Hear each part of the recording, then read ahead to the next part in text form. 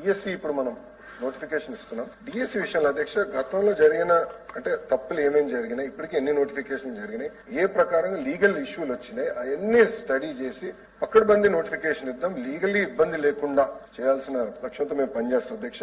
ఈ విశ్వవిద్యాలయాలకు వచ్చే ఇది కోర్టులో ఆల్రెడీ ఇష్యూ ఉంది కనుక అది ఎట్లా రిజాల్వ్ చేయాలో నేను ఏజీ గారితో కూడా మాట్లాడి I take it up personally.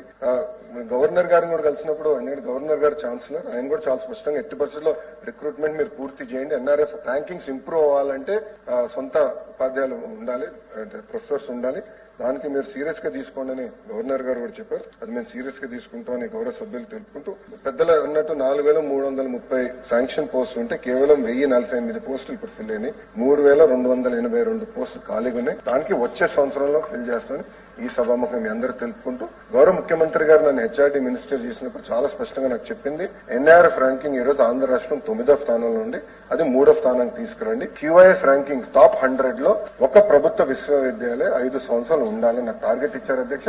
అది చేసి చూపిస్తాను.